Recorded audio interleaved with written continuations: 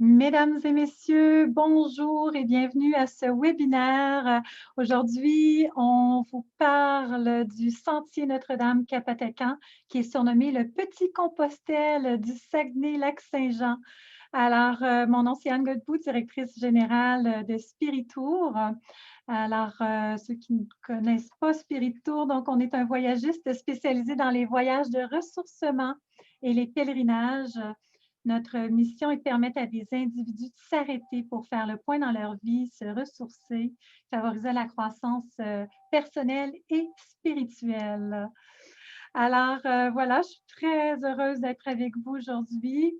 On a aussi Cécile Claude qui est avec nous, qui est la coordonnatrice en charge du dossier de ce beau voyage sur le sentier Notre-Dame-Capatacan. On fait un pèlerinage à pied, hein. On va aller faire un petit compostel au Québec. Alors, le départ est prévu en mai, puis on a aussi un départ en octobre. Alors, merci beaucoup de vous être joints à nous. On est en mode webinaire, donc ce n'est pas comme les réunions Zoom, c'est les conférenciers qui ont la caméra et le micro. Par contre, vous pouvez interagir avec nous en tout temps par le chat, donc dans le bas de votre écran, la petite bulle du chat, ou sinon par le QR, donc pour questions et réponses. Et ça nous fera plaisir de vous répondre. Donc, n'hésitez pas. Et donc, voilà, donc on a un beau diaporama pour vous montrer un petit peu des photos. J'ai eu la chance de vivre ce beau pèlerinage il y a une couple d'années. J'étais partie en repérage en même temps pour moi-même, pour pouvoir me ressourcer. Et j'ai vraiment été charmée par ce sentier de pèlerinage. Et donc, voilà, je vous ai dit les dates. On pourra y revenir à la fin, du 20 au 25 mai et du 7 au 12 octobre. Donc, c'est sur 6 jours. Vous allez voir dans la carte tout à l'heure, là, on ne fait pas tout le sentier. Normalement, ça serait sur 10 jours. Mais donc, on a pris les plus beaux tronçons. Puis on s'est dit un 6 jours, ça va peut-être être plus accessible. Ce n'est pas tout le monde là, qui peut se permettre de prendre un 10 jours et donc 5 nuits sur place. Alors, quelques mots de présentation. Alors, je vous ai déjà dit, bon, c'est le petit compostel du Saguenay-Lac-Saint-Jean. Il commence à la statue de Notre-Dame du Cap Éternité, puis il se termine à la statue de Notre-Dame de Lourdes à l'Ermitage Saint-Antoine au lac Bouchette. Donc, au total, c'est 230 kilomètres. Donc, comme je vous ai dit, on a choisi les plus belles étapes avec vraiment des paysages à couper le souffle. Et on vous invite plutôt à vivre une expérience vraiment unique en toute sécurité avec accompagnement en encourageant les acteurs du tourisme québécois. Donc, l'accompagnatrice, ben, c'est moi-même. Donc, dire de moi-même. Alors, oui, j'ai fait des études en administration, en théologie. J'ai vraiment un grand intérêt pour la psychologie. J'ai lu beaucoup de livres sur le sujet. Ma passion, c'est des voyages, là, débuté depuis que je suis toute jeune. J'ai eu la chance de visiter environ 45 pays. J'ai débuté ma carrière en tourisme en 1992. J'ai travaillé pour une agence spécialisée dans les voyages étudiants dans la région de Québec. Et j'ai fondé Spiritour en 2003, après avoir fait un voyage là, qui a vraiment transformé ma vie. Donc, je suis membre du mouvement des Focolari, oui, aussi sur le CA de la Fondation Adieuva. Et j'écris, en fait, je suis co-auteure du livre Voyage spirituel, 50 itinéraires de rêve des éditions Ulysse. Et voilà, je parle aussi français, anglais et espagnol. Donc, où allons-nous? Voilà, voilà, ça nous montre ici sur la carte un peu le trajet qu'on va faire. Alors, on va débuter, en fait, le minibus, on part de Montréal, il y a possibilité de partir aussi de Trois-Rivières, donc de nous rejoindre en chemin si vous n'habitez pas la région de Montréal. Ceux qui viennent de Québec, ben, c'est ça, vous pouvez venir nous rejoindre aussi à Trois-Rivières. Et ensuite, donc, on monte vers le Saguenay. En fait, non, pardon. excusez-moi, Cécile pourra me corriger. C'est vrai, on a prévu de passer par Québec parce qu'on monte d'abord vers Chicoutimi. Je m'excuse, je me trompe avec le lac Bouchette, quand on va faire un petit pèlerinage à l'Ermitage. Alors là, c'est différent. On passe par Québec aussi. Donc, on peut ramasser des gens à Montréal, Trois-Rivières, Québec. Et ensuite, on monte donc vers le Saguenay. Et puis, on va commencer en fait au Cap Éternité. On va coucher à Rivière-Éternité. Donc, on va s'installer la première journée. Il n'y aura pas de marche comme telle, mais le lendemain, on a modifié un petit peu l'itinéraire initial qu'on avait fait l'an passé avec un petit groupe. Donc, on se rend à la statue pour, c'est ça, symboliquement vraiment débuter avec la statue. C'est aussi parce que c'est vraiment un point de vue extraordinaire sur le fjord du Saguenay.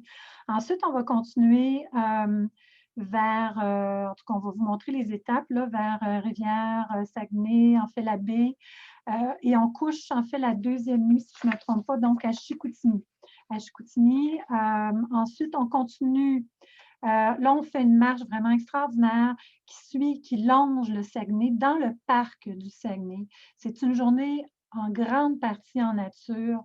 Ça a été vraiment mon coup de cœur. C'est le tronçon que j'ai préféré. Et donc, on traverse jusqu'à Jonquière par le parc du Saguenay. Ensuite, on va continuer donc le trajet. Ici, on va traverser par le lac, dans la région là, du lac Kenogami. Et puis, on va dormir dans le coin du lac Vert, dans cette région-là, dans un petit auberge. En fait, c'est un ancien presbytère. Vous allez voir ça dans les photos. On continue vers le lac Saint-Jean. Et puis, on a un dernier tronçon pour arriver là, au lac Bouchette. Alors, on va regarder ça là, en images. Alors, comme je vous ai dit au début, donc, on va monter au Cap Éternité pour aller voir la statue de la Vierge que vous voyez ici en haut à gauche, qui est sur le Cap de Roche. On voit le randonneur de ce côté-là, mais en réalité, nous, on va plutôt faire la randonnée de l'autre côté. Ici, on va monter le cap. On ne fait pas de l'escalade, inquiétez-vous pas. On ne voit pas, là, mais le sentier part plus loin par là. Et puis, la montée est quand même... ça demande une bonne forme physique, mais c'est quand même raisonnable. C'est quand même raisonnable. On y va à notre rythme. Hein. On a toute la journée pour faire la randonnée, pour monter. Et donc, chacun y va à son rythme. Et puis ensuite, on redescend par le même chemin. Fait que si jamais vous n'étiez pas capable de vous rendre jusqu'en haut, ben, vous pouvez toujours nous attendre, puis on repasse par le même chemin ou vous retournez à la petite auberge. Mais normalement, là, en y allant doucement, ça se fait bien. Il y a des escaliers. Et puis, c'est bien aménagé, là, le sentier. Alors, on continue. Ici, c'est la petite auberge, une autre petite auberge qui a été faite dans un ancien presbytère à Rivière-Éternité. Très charmant comme endroit. On le voit, oui, on le voit ici, l'auberge du presbytère à Rivière-Éternité. Alors, très simple, hein? C'est des petites auberges, là, c'est une maison religieuse. On voit d'ailleurs une autre photo. Ici, c'est des dortoirs. Donc, bien sûr, toutes les mesures sanitaires, on va en reparler tout à l'heure. On suit toutes les mesures sanitaires et puis on s'assure bien sûr que nos fournisseurs aussi suivent les mesures sanitaires. Alors ça va être pour la première nuit. Ensuite, le lendemain, après avoir fait le parcours jusqu'à la statue sur le fjord du Saguenay. Donc, on va être transféré en minivan vers Chicoutimi et là, on va s'installer à l'auberge Le Parasol. Ce qui avait été prévu initialement, si on voit là, à partir de la baie, hein, on a la vue sur le Saguenay, donc on pourra faire un petit arrêt à la ville de la baie. On devait coucher au couvent à Chicoutimi. Malheureusement, le couvent, là, sont en plein changement. Je pense que c'est une nouvelle communauté qui s'installe dans ce couvent. Alors, on ne sait pas encore si ça va être possible d'amener des pèlerins. On n'a aucune indication. Donc, c'est pour ça qu'on a réservé là, plutôt à l'auberge Le Parasol, qui est aussi à Chicoutimi. Donc, le lendemain, on part de Chicoutimi. On va avoir la visite de la vieille pulperie. Alors, c'est c'est vraiment un monument pour Chicoutimi, historique. Alors, on va avoir une petite visite. Et puis, en plus, ben, pour faire partie du programme Explore Québec, dont on va vous parler aussi tout à l'heure, ce qui vous permet d'avoir un rabais de 25 hein, c'est subventionné par le ministère du Tourisme du Québec. Donc, il fallait avoir un minimum 2 nuits et au minimum 2 activités d'incluses avec l'admission incluse dans le prix. Donc, on a pensé que ça pourrait être une activité là, intéressante de visiter la vieille pulperie. Alors, c'est ce que vous voyez ici là, sur la rivière. Très intéressant. J'ai eu la chance déjà de faire cette visite-là. Alors, et en plus, c'est à côté du sentier Notre-Dame-Capatacan, passe à côté donc de la vieille pulperie. Alors, c'est fantastique. Et puis, on voit là, la fameuse petite maison qui a résisté au déluge quand il y avait eu là, le fameux déluge à Chicoutimi, le barrage qui avait cédé. Et on passe donc à côté aussi là, de la cathédrale de Chicoutimi. Et là, donc, on longe en fait après l'église de Chicoutimi là, que vous venez de voir, on traverse sur un pont et puis on passe sur une piste cyclable et finalement on arrive au fameux parc du Saguenay dont je vous ai parlé qui est magnifique. Moi j'étais là en plein mois de juillet, c'était très très chaud, c'est pour ça qu'on le fait au mois de mai. La saison, la température devrait être beaucoup plus agréable. Moi j'étais là en pleine canicule. Mais c'est vraiment agréable. Puis moi, j'étais là en pleine haute saison, puis je n'ai pas vu aucun randonneur. C'est tranquille. On est en nature, on suit le Saguenay. C'est vraiment superbe. Alors, ici, c'est le barrage à la fin complètement, là, Alcan, si je ne me trompe pas. Donc, c'est comme quand on sort du parc du Saguenay, on a ce barrage-là d'Alcan, barrage électrique. Alors, un autre point de vue sur le Saguenay. Et donc, à partir de là, donc, on va être transféré vers Héberville, oui, c'est ça, pour l'installation à l'auberge presbytère Mont-Lac-Vert, dont je vous ai parlé. Vraiment très charmante comme petite auberge. Et c'est juste à côté du lac Vert. Alors, c'est possible d'aller se baigner sur la petite plage. En fait, non, je me trompe, ça, c'est la plage au lac Bouchette, mais il y a aussi une petite plage qui ressemble au lac Vert. Et on peut se baigner là, aux deux endroits. Bon, c'est sûr qu'au mois de mai, vous allez me dire, ça va peut-être être un peu froid, quoique moi, je me baignais dans un lac au Québec à la fin mai l'année passée. Alors, on verra. On verra, dépendamment de la température. Ici, ben, c'est quand on arrive au lac Bouchette. Alors, il y a des sentiers vraiment superbes. Alors, là, je n'ai pas des photos pour tous les tronçons, là, mais je vous parlais qu'on était à Héberville.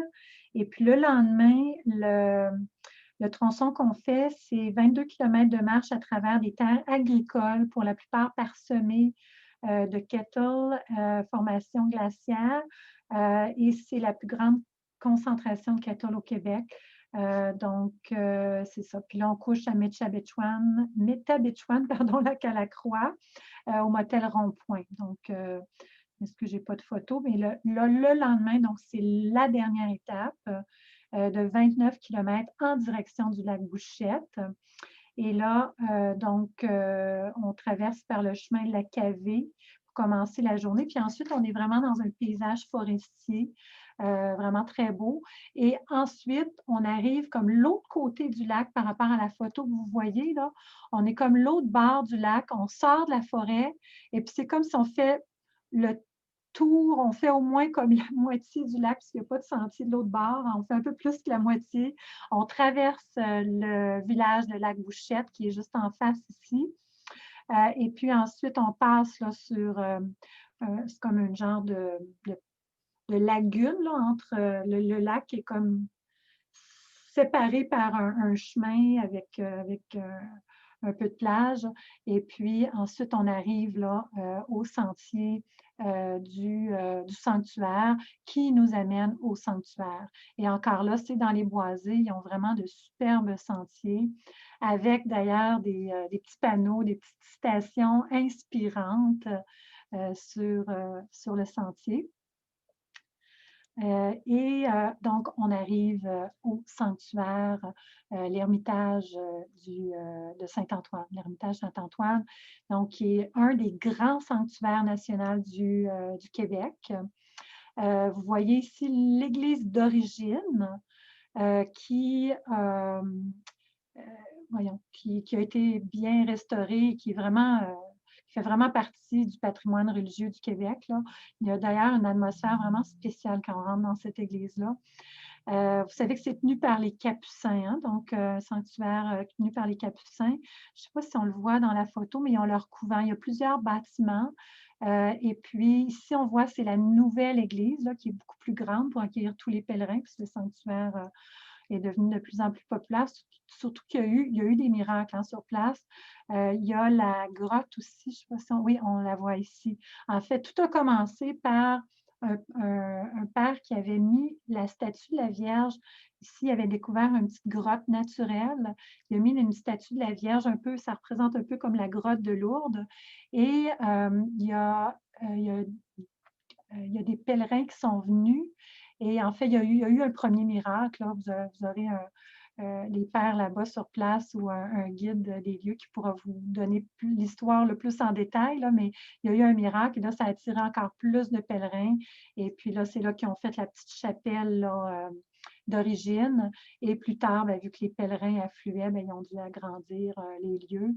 Il y a aussi un grand amphithéâtre là, pour les messes en plein air et deux gros bâtiments là, pour des chambres. C'est comme à l'hôtel quand on couche là-bas. Là, c'est des grandes chambres avec 2 lits doubles, une salle de bain privée.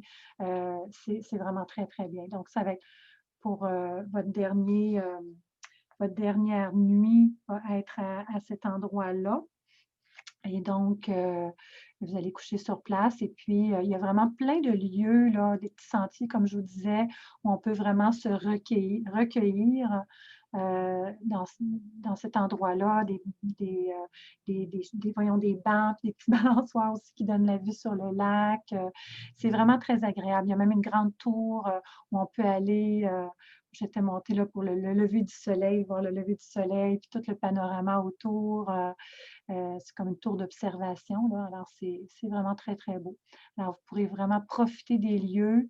C'est le point culminant du pèlerinage et on vous invite à porter des petites intentions avec vous, des petites intentions de prière ou en tout cas des petites intentions, là, c'est libre et vous pourrez les déposer à la grotte de Lourdes là, pour la fin de votre pèlerinage.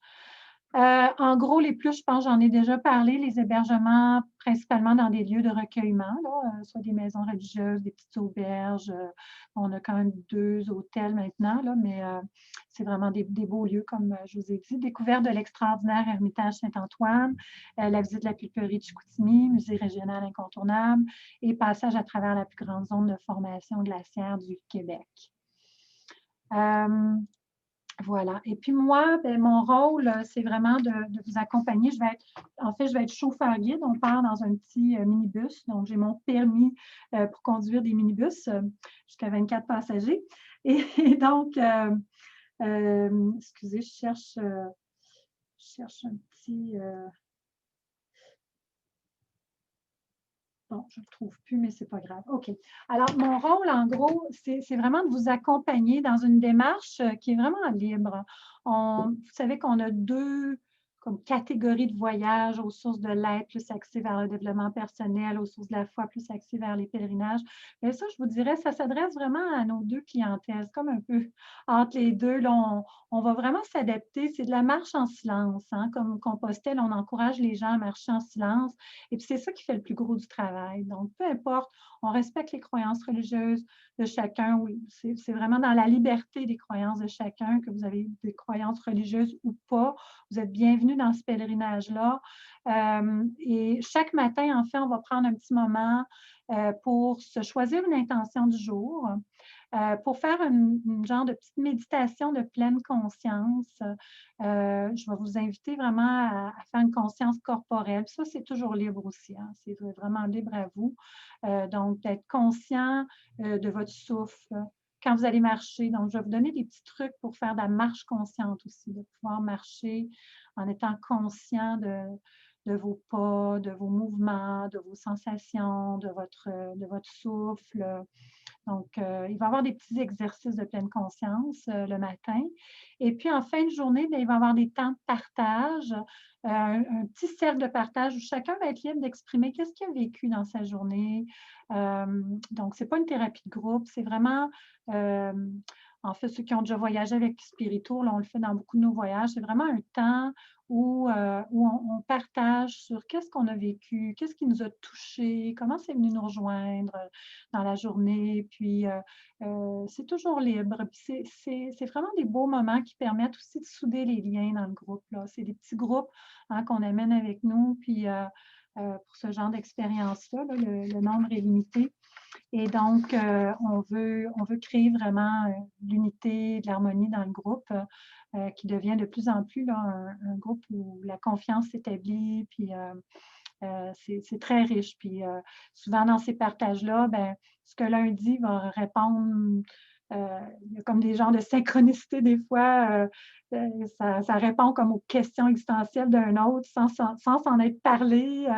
Il y a vraiment des beaux enrichissements mutuels là, qui se passent dans le groupe. Donc, voilà, c'est un peu mon approche. C'est sûr, on va dans des lieux religieux.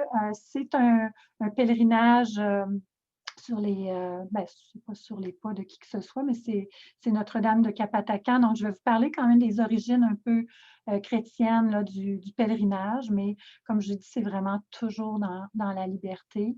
Et puis, voilà, ceux qui ont le goût de prendre des petits temps de prière, c'est libre.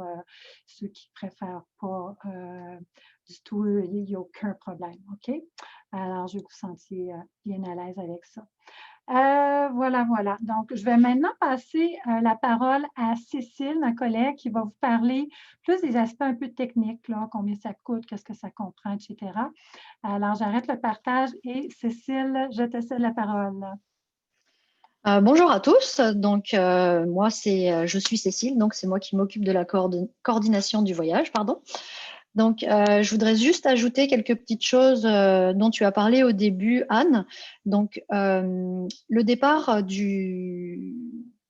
minibus se fera de Montréal, mais il y aura aussi un arrêt effectivement à Québec et non à Trois-Rivières. Donc, pour prendre d'autres participants qui seraient de la région de Québec.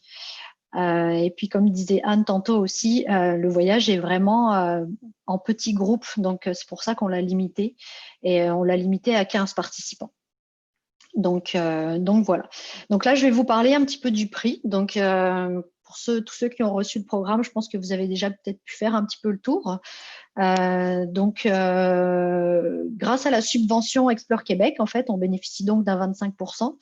Donc, ce qui fait que le voyage revient à 997,32 $. Donc, pour bénéficier en fait de ce rabais, vous n'avez finalement pas grand-chose à faire à part nous donner une preuve de résidence. C'est la seule chose qu'on vous demandera et le rabais va se faire automatiquement puisque après ce sera l'agence, donc nous qui allons faire les démarches auprès du ministère pour pouvoir avoir le rabais finalement. Donc, comme vous disiez aussi tantôt Anne, donc il y aura 5 nuits d'hébergement qui sont comprises. Les petits déjeuners, les soupers sont également inclus. Et on a inclus aussi un dîner sous forme de panier repas le dernier jour de la randonnée, car c'est ce dernier jour, en fait, les arrêts sandwich, il y en a très peu. Voire pas du tout. Il y en aurait au début et à la fin du parcours. Donc, on a préféré vous fournir le panier repas pour pas que vous ayez à courir au début du parcours pour aller chercher quelque chose. Et ensuite, vous avez la possibilité de rajouter des boîtes à lunch avec nous sur place ou sinon de faire les arrêts, de faire quelques arrêts. En fait, il y a quelques points d'arrêt pour pouvoir se ravitailler, en fait, pour que vous puissiez vous acheter le repas. Mais par contre, effectivement, il ne faudra pas oublier de prévoir sa gourde d'eau au minimum et puis des petites collations énergisantes comme des barres de céréales, par exemple, qui pourraient vous sauver en attendant de pouvoir arriver à l'étape pour manger. Voilà, les visites sont incluses également. Dans le prix que je vous ai mentionné, les taxes aussi sont incluses. Donc voilà, je vous dirais que j'ai fait pas mal le tour de tout l'aspect technique. Maintenant, vous pouvez me poser des questions, bien évidemment, enfin nous poser des questions dans le chat en bas. Donc vous avez le petit carré converser ou l'autre petit carré, c'est questions et réponses. Donc n'hésitez surtout pas. Sinon, vous pouvez aussi consulter, bien entendu, notre site internet et puis nous rejoindre soit par téléphone ou par courriel. Et on vous aidera, on répondra à toutes vos questions, bien entendu. Merveilleux. Merci beaucoup, Cécile. Je trouve important aussi de souligner, jusqu'à 12 personnes, je serai seule comme accompagnatrice, chauffeur guide. Donc, si on a plus de 12 personnes, ce qui risque d'arriver, je pense pour octobre, on était déjà à 12, mais on a dû reporter le voyage. Donc, à partir de 12, il va y avoir aussi une accompagnatrice pour la marche. C'est ça, je tenais à le préciser parce qu'admettons qu'on était moins de 12, donc la marche n'est pas accompagnée, mais vous aurez une carte. Les sentiers sont très bien balisés et chaque jour, je vais prendre le temps de vous expliquer le parcours. Moi, je m'occupe de transférer les bagages d'un hébergement à l'autre hébergement. Je suis rejoignable sur mon cellulaire en tout temps, en cas d'urgence. Si jamais vous êtes foulé la cheville, vous ne pouvez plus marcher, bien, je vais vous chercher, il n'y a pas de problème. Alors, je suis là pour ça. Et donc, à partir de 12, on aura aussi là, une personne qui vous accompagnera à la marche. Mais c'est au rythme de chacun. Fait que même s'il y a une accompagnatrice pour la marche, vous n'êtes pas obligé de rester ensemble pour la suivre. Là. Elle est là pour ceux qui pourraient avoir besoin. Elle va comme fermer la marche, mais chacun il va à son rythme, un peu la même approche qu'on a pour Compostelle. Là. Vous n'avez pas à suivre le groupe, vous pouvez y aller à votre rythme, c'est libre. Voilà, je ne sais pas s'il y a des questions par rapport à ça. Je trouve important de le souligner. Les mesures relatives à la COVID, ben, j'en ai parlé un petit peu. Tu pourras compléter, Cécile, là, si j'oublie quelque chose, mais notre agence, en gros, bon, s'est engagée à faire respecter les mesures et consignes qui sont émises par l'Institut national de santé publique du Québec. Qui sont intégrés dans notre plan d'intervention face à la COVID-19. Les prestataires de services utilisés pour tous nos forfaits ont aussi signé cet engagement à se conformer aux mesures sanitaires. C'est notre responsabilité, bien sûr, de s'assurer que les prestataires soient ouverts au moment du voyage du client. Et l'agence se réserve aussi le droit de modifier les forfaits advenant la fermeture ou la non-réouverture des prestataires inclus initialement en proposant aux clients des solutions équivalentes. Si, pour des raisons de force majeure, le voyage doit être suspendu par Spiritour, comme c'est arrivé en octobre, on a vraiment confiance qu'en mai, ça devrait pouvoir se faire, là, entre autres, vu que les vaccins, bien, ça va très bien, la campagne de vaccination. Aussi, nos motifs d'espoir, souvent que je dis, c'est le fait aussi, bon, les compagnies d'assurance couvrent maintenant la COVID. Là, si jamais vous tombez malade en voyage, donc vous êtes couvert, ça prend une assurance, là, soit avec la Croix-Bleue, Manuvie, donc vous pouvez avoir une assurance qui couvre ça également. Mais si jamais c'était suspendu, donc on se réserve le droit de reporter à des dates ultérieures. Si ces dates ne conviennent pas, alors on vous émet un crédit voyage valide au minimum 24 mois pour un autre voyage de votre choix. Vous aurez aussi l'option d'annuler moyennant les frais d'annulation.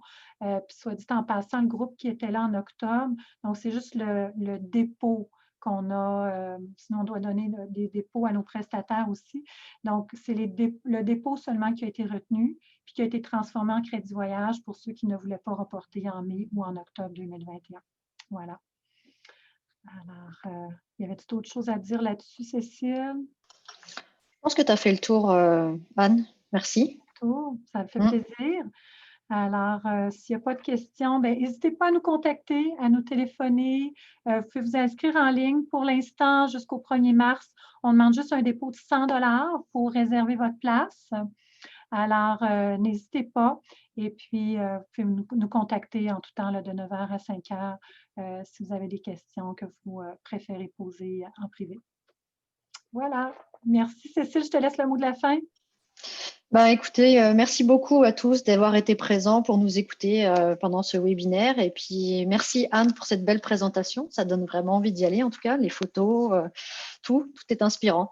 Donc, voilà, merci à tous. Et puis, je vous souhaite une belle journée. Au plaisir. Merci, au revoir.